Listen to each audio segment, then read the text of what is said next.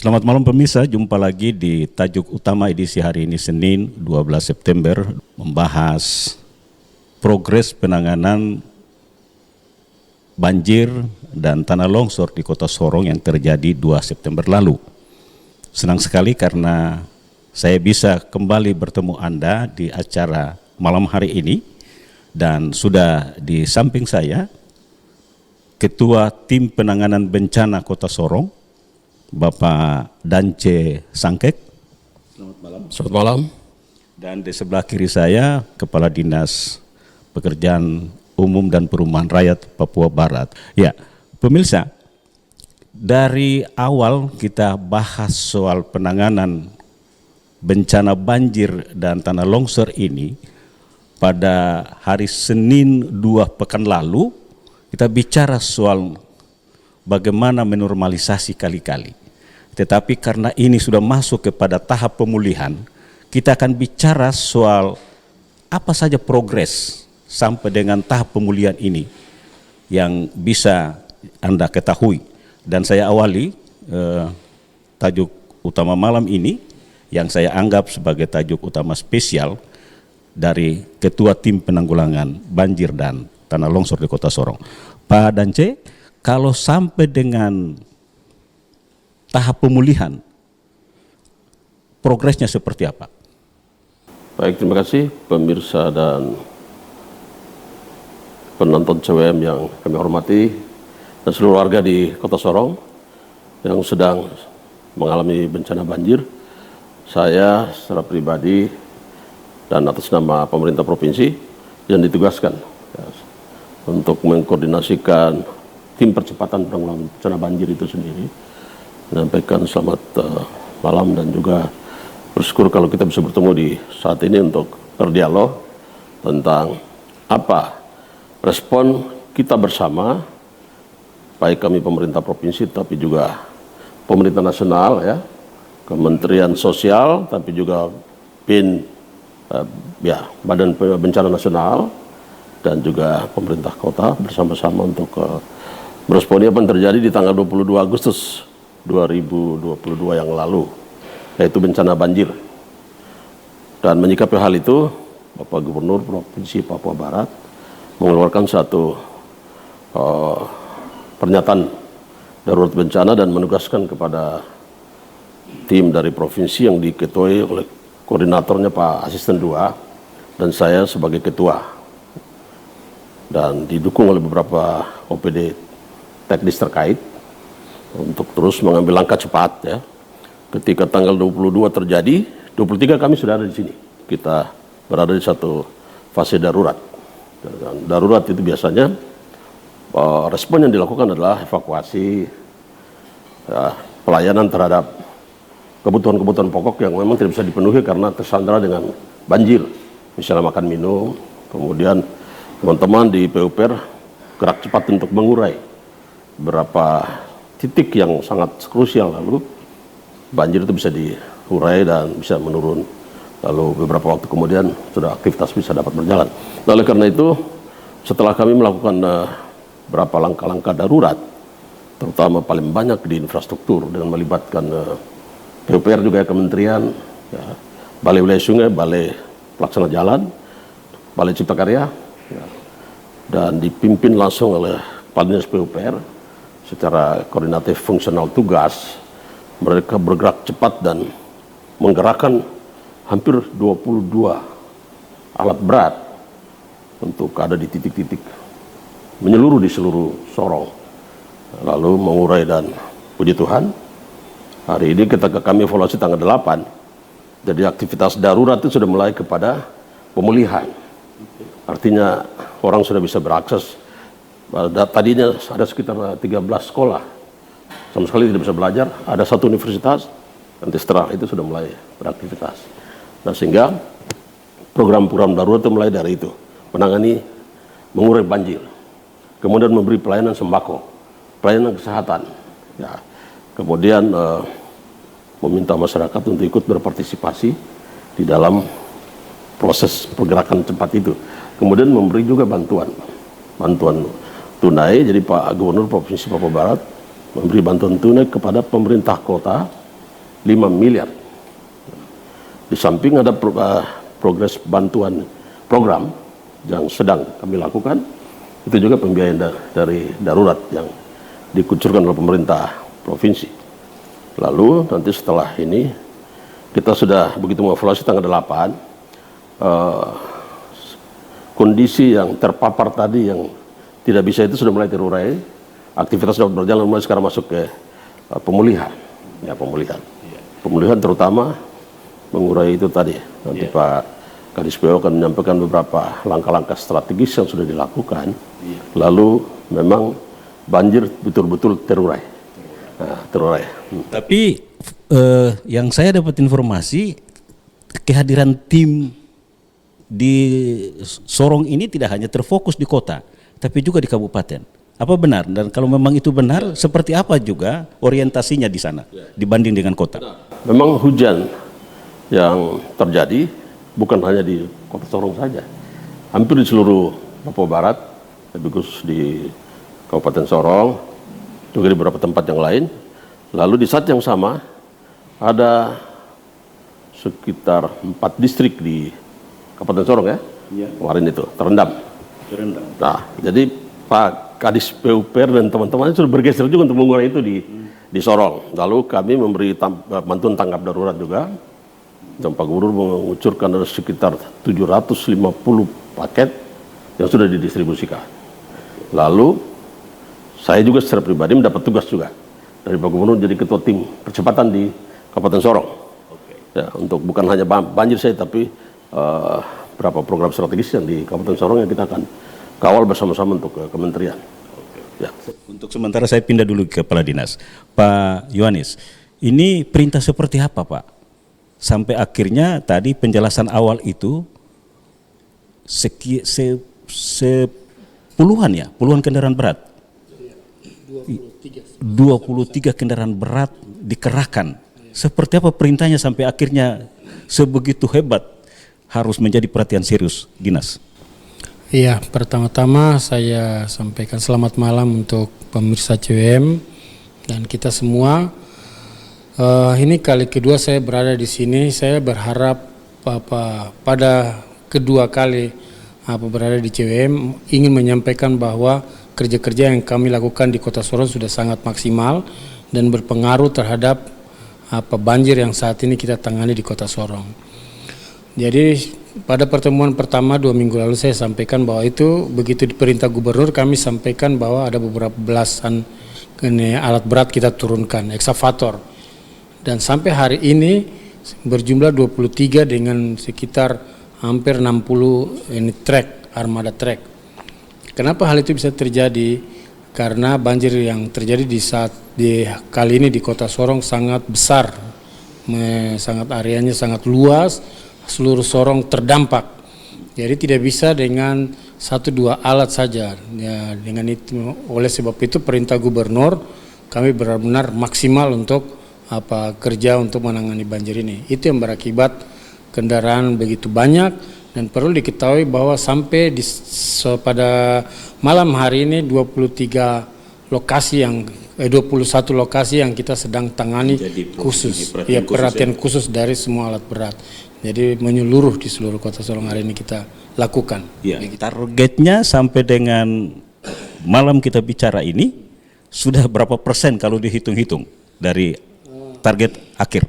Mungkin saya sampaikan ke masyarakat bahwa masyarakat Kota Sorong pasti lebih memahami bahwa keadaan drainase dan kanal-kanal di Sorong, Kota Sorong khususnya sangat buruk dan itu terjadi bertahun-tahun. Sangat parah sekali para pemirsa dan untuk kita semua masyarakat Sorong bahwa drainase saluran di Kota Sorong sudah terlampau amat buruk. Jadi hal itu membuat yang kita lakukan sangat kerja besar. Jadi yang mungkin pemirsa lihat, kami beberapa hari ini ada melakukan pembongkaran beberapa jembatan, beberapa jalan masuk, beberapa komplek kami harus lakukan karena tidak bisa ditawar-tawar karena ini berakibat besar terhadap masyarakat banyak. Ya. Ada yang kita monitor, Anda sendiri harus bisa berjalan kaki sekitar 3-4 kilo untuk memantau atau menelusuri titik-titik yang harus bisa menjadi konsentrasi. Mengapa itu penting dilakukan? Mungkin saya prinsipnya pribadi tidak bisa puas menerima masukan dari bawah. Saya harus tahu dan saya harus putuskan langkah apa yang saya ambil. Karena apa? Saya tidak mau kita pemerintah bekerja hanya lips, artinya datang cuma lihat, kunjungi dan keluar tidak ada hasil. Saya selalu sampaikan kepada bawahan saya, staf saya, begitu kita ketemu di masyarakat di satu tempat ada masalah, kita pulang harus ada solusi. Tidak boleh kita tidak ada solusi. Karena masyarakat menganggap bahwa itu penting, kami datang dan harapan besar ada di pemerintah. Saat itu pemerintah harus hadir menjadi penolong bagi rakyat kita. Begitu. Oke. Lalu dari konsentrasi yang awalnya kita 2 minggu lalu bicara itu soal normalisasi kali Victory yang menjadi alur terakhir dari buangan dari beberapa kali, tapi bagaimana untuk bisa menyingkapi kemungkinan terburuk kemudian, dan tadi sudah dikatakan bahwa apa yang dikerjakan ini sudah progresnya sudah bisa menormalisasi apa yang selama ini menjadi kekhawatiran besar. Dan seperti apa ke depan, karena Kota Sorong ini juga masuk di daerah bencana, kita akan bahas setelah jeda iklan berikut ini.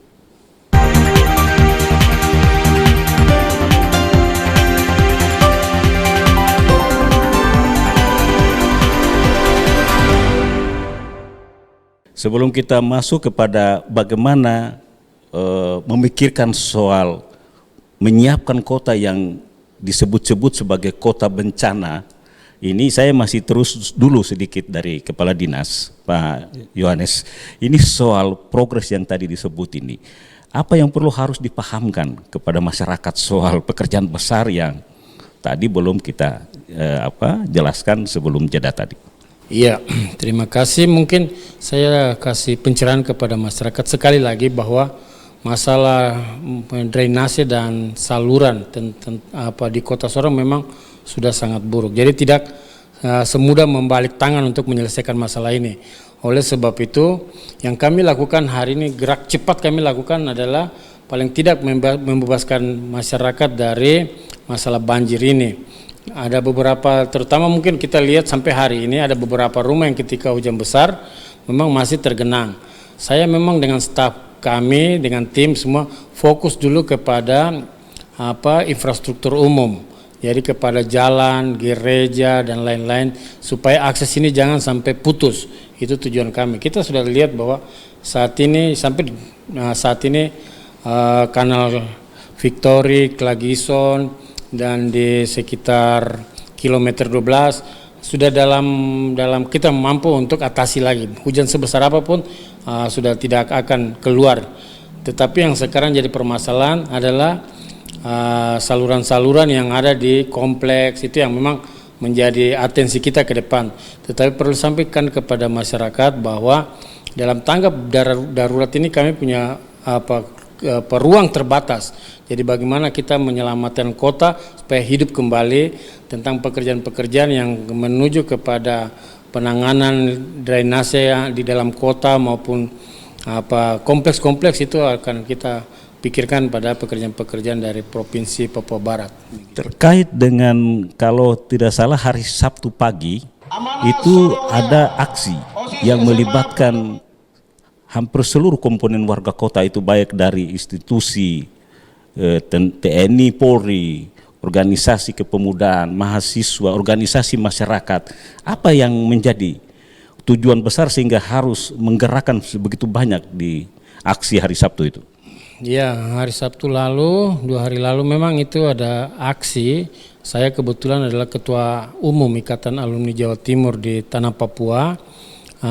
Kami mengajak seluruh rakyat Kota Sorong, seluruh rakyat Kota Sorong dari berbagai stakeholder, baik di TNI, Polri dan paguyuban, kerukunan dan BEM, beberapa BEM di kampung di Kota Sorong, seluruhnya turun untuk membersihkan kota dan mengangkat sedimen-sedimen.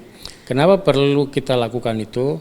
Karena tanggung jawab menangani masalah banjir bukan pemerintah. Itu adalah tugas dari seluruh rakyat. Hari Sabtu lalu kami membuat statement bahwa rakyat juga peduli terhadap keadaan Kota Sorong. Jadi kami mengajak semua turun dan membersihkan kota. Dengan harapan ada pesan moral bahwa ke depan rakyat Kota Sorong mulai dari diri kita menjaga kebersihan, jangan buang sampah sembarang karena banjir itu berakibat besar terhadap seluruh warga Kota Sorong. Ada yang menarik seperti di gambar yang ditayang ini soal bersama ketua tim terpaksa harus bernegosiasi, saya lihat dalam gambar ini ya. Karena ini kan menyeluruh Kota Sorong, setengah Kota Sorong. Ibu bapak paham. Daripada nanti ibu pindah jadi kontrol, kita kontrol semua warga mau bersumber sini, mau nggak? Ini kita kepentingan bersama.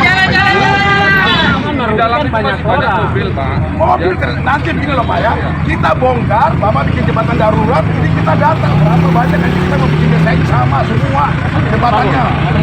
Kita kasih tahu satu kali aja. Nanti bikin jembatan kayu. Kalau mobil mau ini kasih keluar aja tuh. Ya, nanti kita akan bangun ini semua.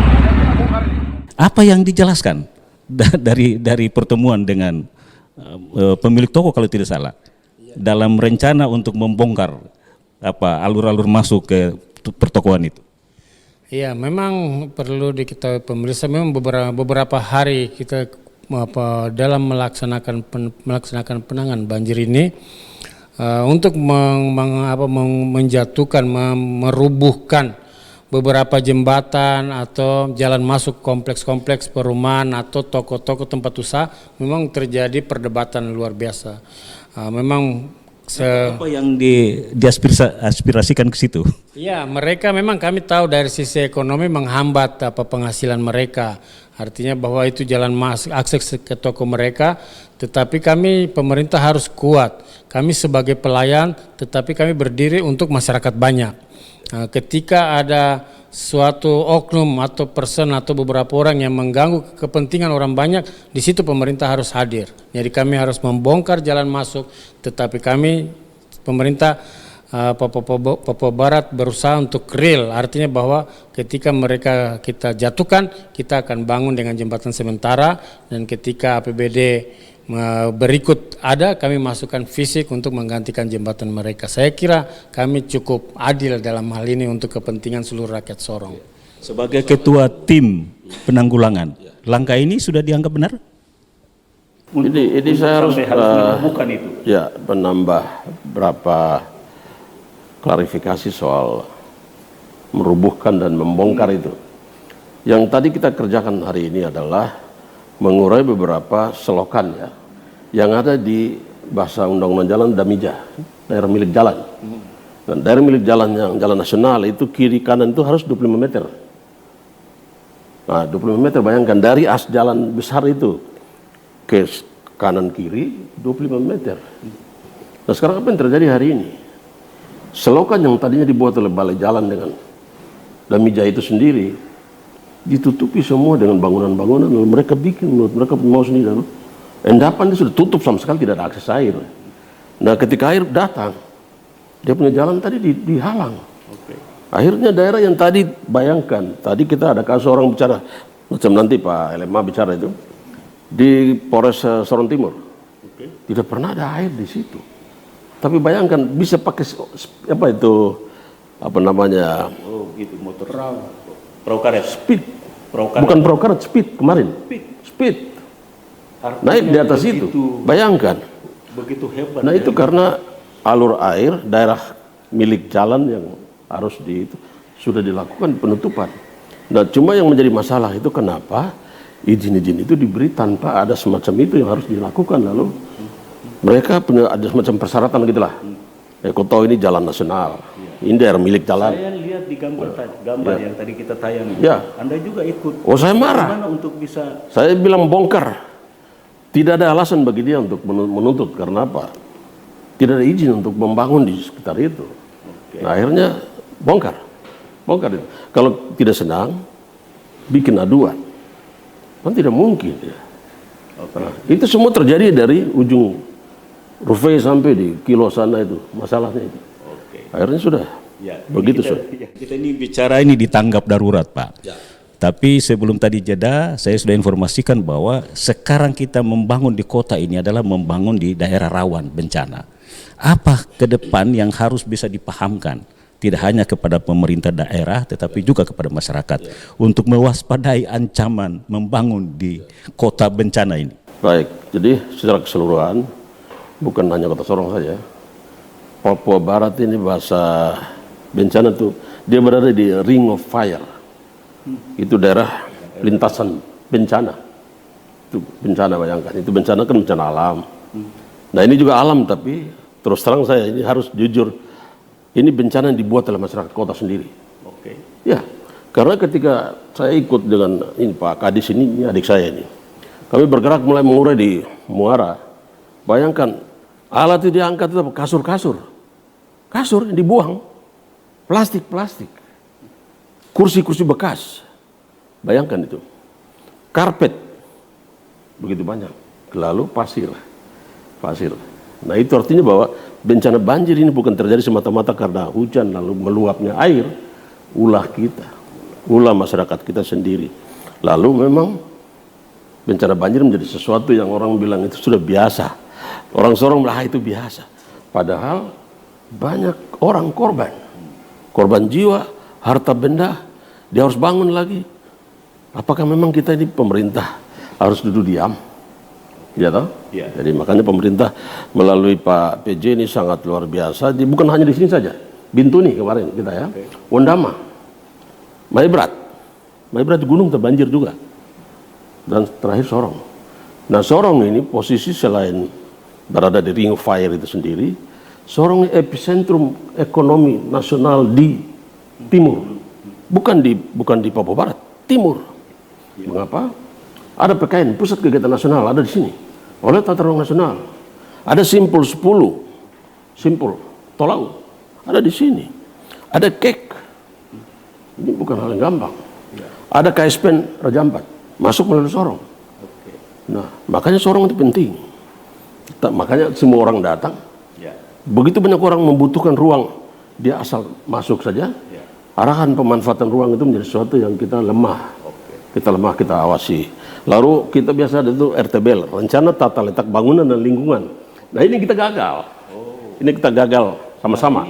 Karena informasi untuk kota Sorong ini kan sesungguhnya sudah ditetapkan sebagai daerah bencana, sehingga ada kemungkinan untuk bisa mendapat APBN. Apa yang perlu harus bisa dirasain seperti apa Saya pikir bencana, kita berdoa bencana jadi dapat APBN itu tidak boleh begitu. Tidak boleh. Tidak boleh ada bencana baru kita bikin bencana supaya dapat uang, tidak usah. Tapi karena ini dia sudah masuk di daerah bencana sehingga sudah harus ada perhatian. Tapi bukan hanya Papua saja, Indonesia itu Ring of Fire tadi itu. Akhirnya dulu bencana itu kan anggap hal kecil, ada di Kementerian Sosial saja. Ya. Sekarang karena meluas, sudah harus bikin badan sendiri. Badan. Karena badan itu nanti dijelaskan lanjut, kita jeda kembali sesaat lagi.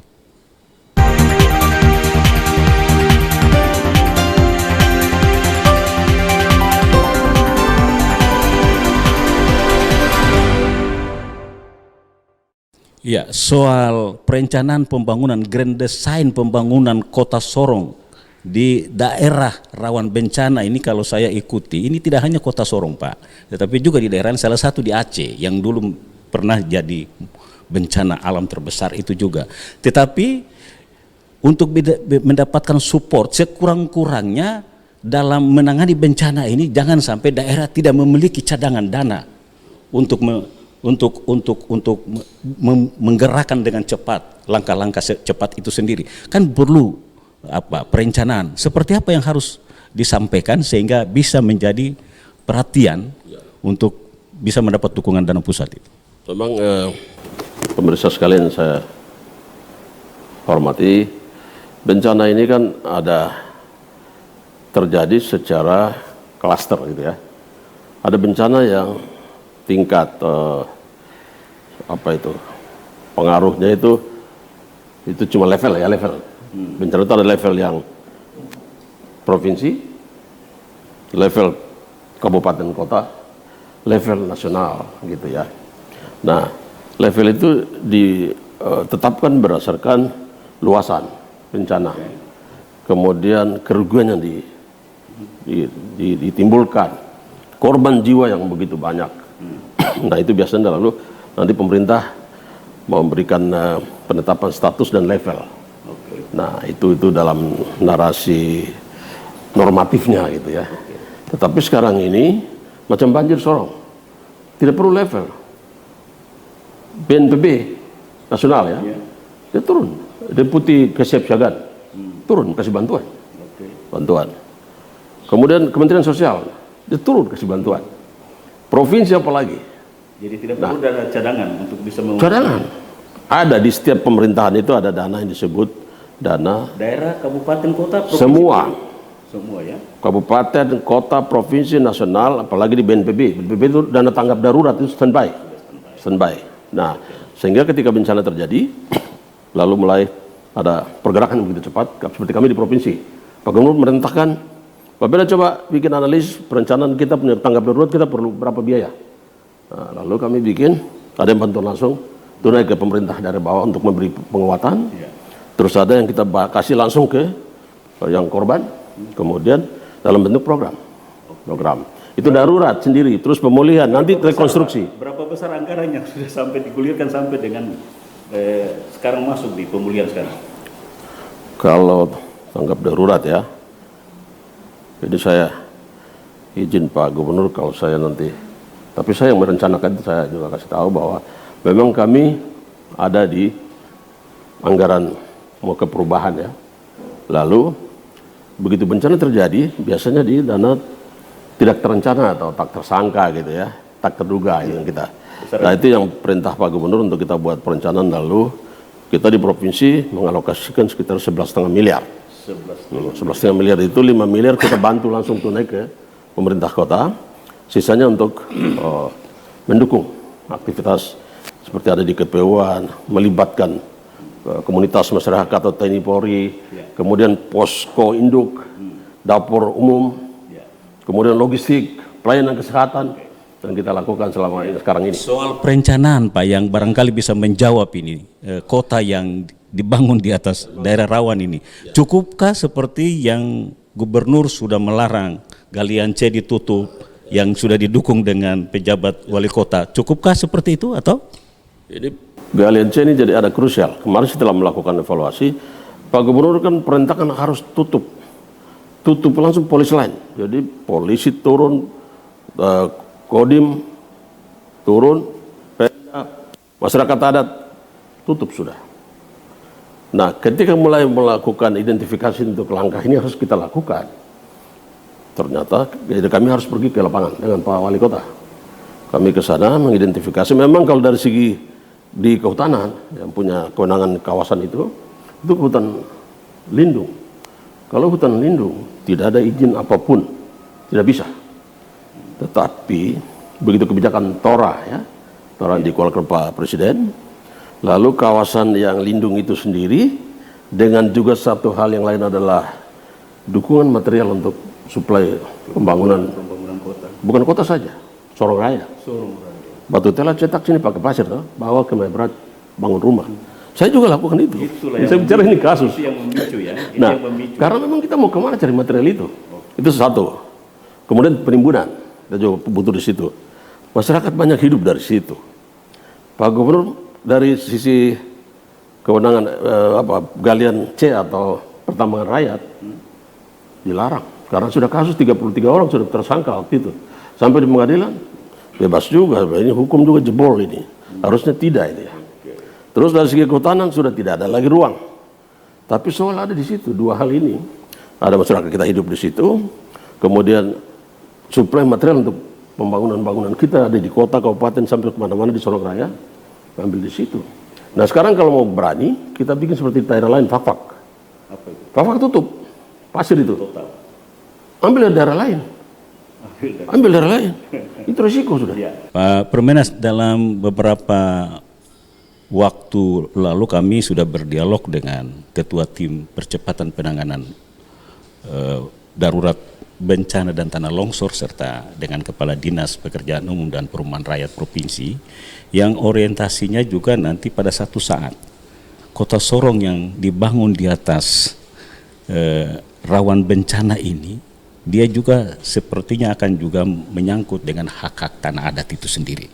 Jika nanti akhirnya orientasi pembangunan untuk menyelamatkan kota ini harus berimbas kepada pelepasan tanah-tanah adat untuk kebutuhan penyelamatan warga, seperti apa yang harus disampaikan kepada ya jajaran Anda, karena Anda juga bagian dari pengurus LMA Malamboi Kota Sorong. Silakan.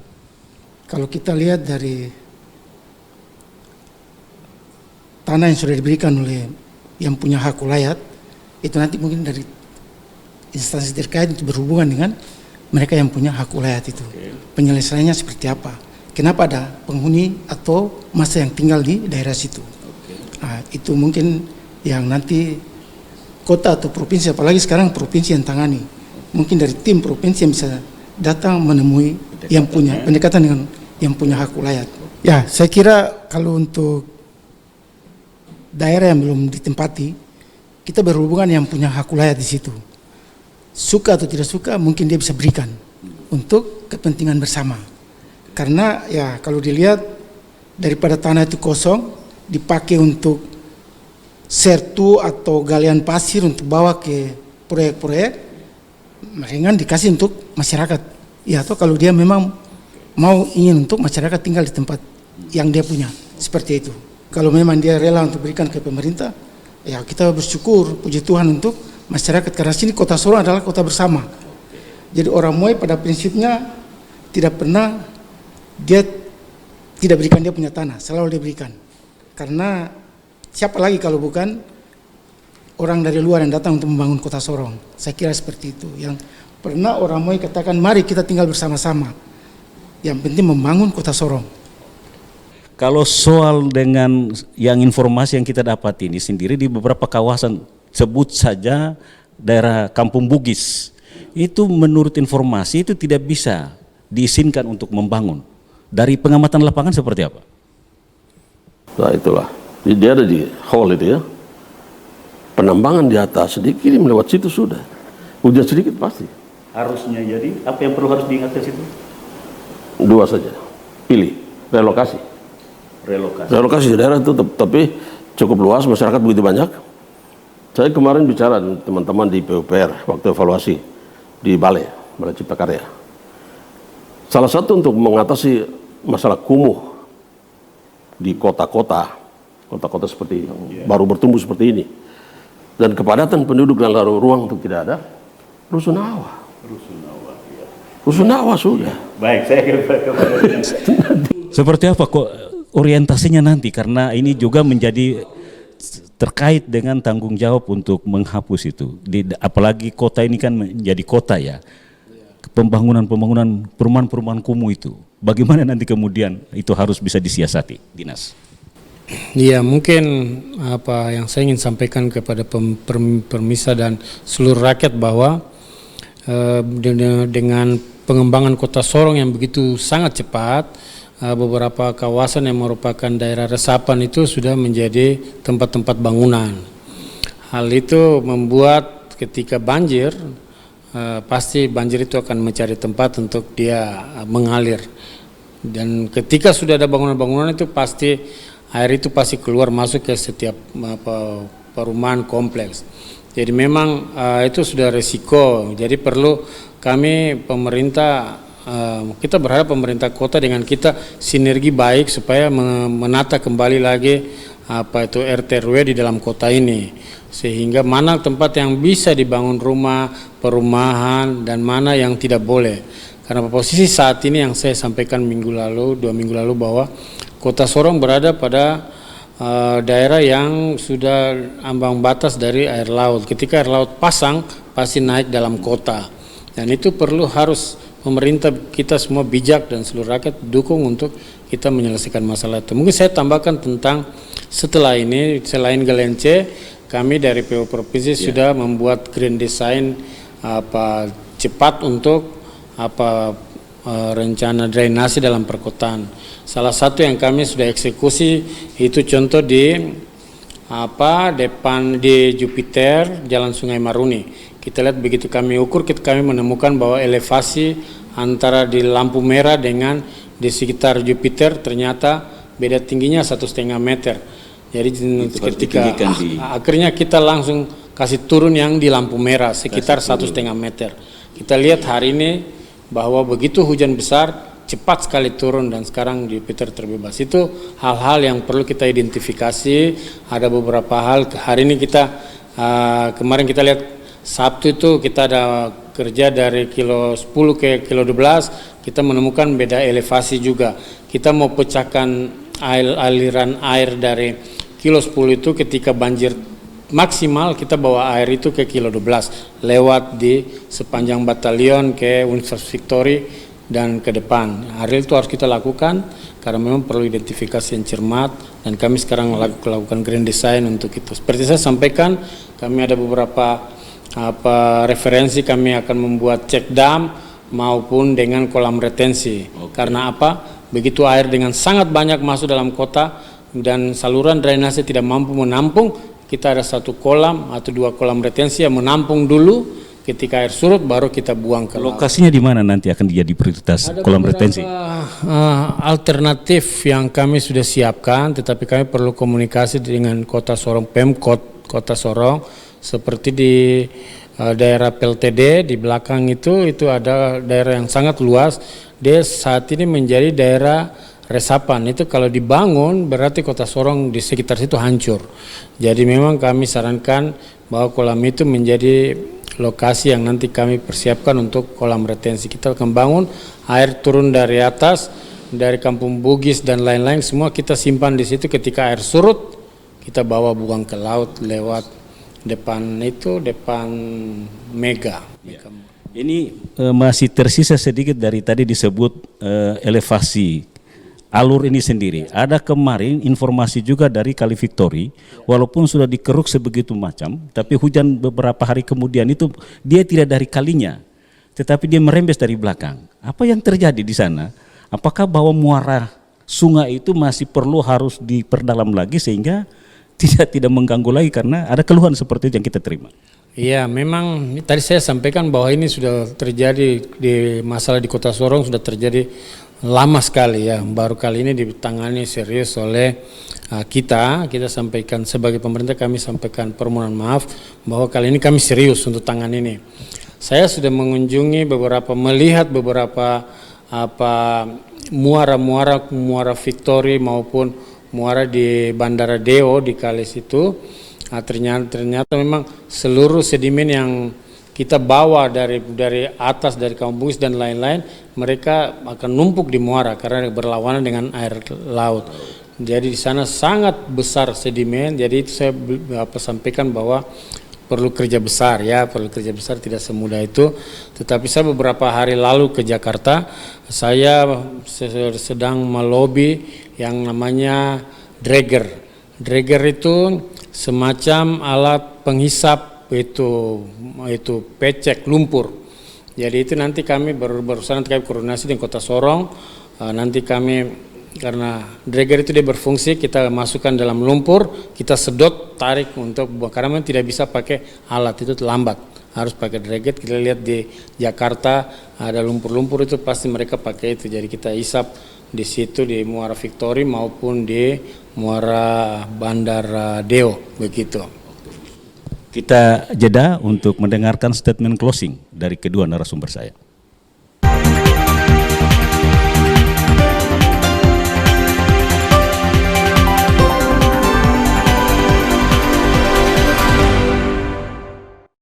Pak Dance dan Pak Yohanes, kita sudah di penghujung acara.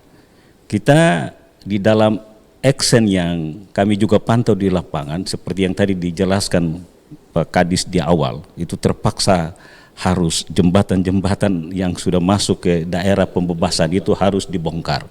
Pertanyaan dari masyarakat yang mungkin bisa saya wakili itu, apakah tadi sudah disinyalkan, tapi saya ingin ketegasan lagi, apakah dibiarkan terengah-engah seperti itu atau seperti apa kemudian dengan ini? Saya mulai dari Pak Dance dulu.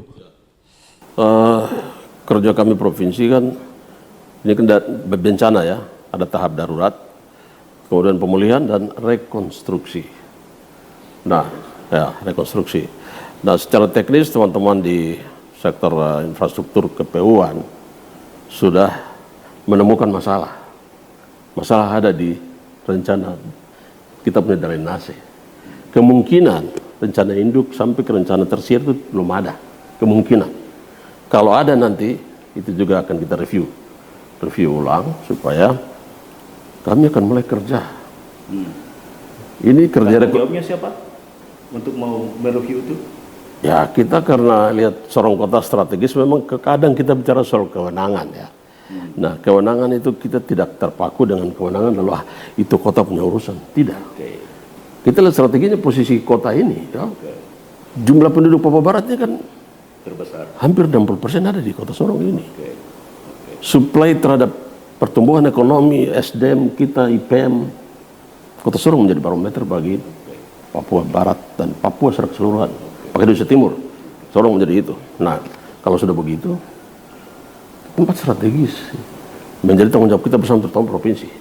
Dan kami sudah diperintahkan Pak Gubernur tidak hanya sampai pada darurat ini, akan diurai semua sampai kita akan ya namanya manusia kita ya pasti ada kelemahan tapi kita punya niat baik ada didukung oleh pemerintah kota terus didukung oleh masyarakat itu yang menjadi penting supaya kita kerja cepat dan sudah teman-teman di PU sudah melakukan indikasi dengan balai juga ya balai wilayah sungai terutama dia sudah mulai membedah ada 4 das ya das kita punya Remu kemudian di Kampung Salak itu ada das satu di situ kemudian das Kelas Saman dan Kelagison. 4 ini yang menjadi tanggung jawab mereka untuk mengurai itu. Dan teman-teman kami di PUPR baik mulai dari jalan-jalan yang menjadi status jalan provinsi, kemudian penataan rumah-rumah itu juga nanti akan dilakukan lalu kami akan mulai dengan program di tahun yang akan datang. Soal penataan rumah ini, jika sampai nanti akhirnya harus masuk kepada pemilik hak wilayah, tanah adat istilahnya, apa yang harus dipahamkan jika kalau itu menjadi mendesak untuk harus menjadi perhatian pemerintah, apa yang perlu harus dihimbaukan kepada pemilik-pemilik tanah adat di kota? Saya pikir masalah seperti ini banyak kita temui di mana-mana. Secara nasional ya, kita berhadapan dengan tanah atau rumah atau kawasan itu kan ada pemiliknya. Nah kalau demi pembangunan lalu kita ada masalah seperti ini, saya pikir harus dukung. Harus dukung. Masyarakat adat sendiri harus beri dukungan. Kemudian yang datang beli tanah oleh masyarakat adat untuk bikin rumah juga harus beri dukungan. Supaya kita mengurai masalah ini bisa cepat selesai atau selesai. Dan kota ini menjadi barometer bagi semuanya. Pak Yohanis, kita kan tidak menginginkan ada cercahan, ada makian, karena semua sudah terengah-engah. Tadi Anda di awal sudah sinyalkan bahwa itu akan diperhatikan. Seberapa konkret perhatian yang harus bisa memenuhi harapan pemilik-pemilik yang sudah tadi dibongkar ini? Iya, mungkin yang perlu kami sampaikan ke masyarakat bahwa kami pemerintah ada karena ada rakyat, itu dulu. Jadi tidak mungkin kami datang menyusahkan rakyat. Jadi posisi hari ini yang setiap pekerjaan yang kami sudah bongkar langsung kami ganti dengan jembatan darurat. Karena masa ini adalah masa tanggap darurat. Jadi harus kita buat jembatan yang semi permanen dengan konstruksi kayu supaya tetap akses kepada setiap rumah, setiap usaha tetap jalan. Itu memang sudah merupakan komitmen dari kami. Dan memang itu perintah dari Bapak Gubernur, kita boleh lakukan dengan pekerjaan cepat menolong rakyat, tetap kita untuk melindungi rakyat. Jadi posisi kami semua yang kami bongkar, kami kasih jatuh, kami ganti dengan jembatan darurat. Ada beberapa spot yang mereka bilang mereka bisa membersihkan, tetapi kami sampaikan dari sisi teknis jembatan yang mereka bangun terlalu rendah. Kami bukan berpikir hari ini, besok tahun depan. Kita berpikir 5-10 tahun ke depan, jangan terulang-ulang seperti begini. Kami pemerintah dianggap nanti selalu gagal.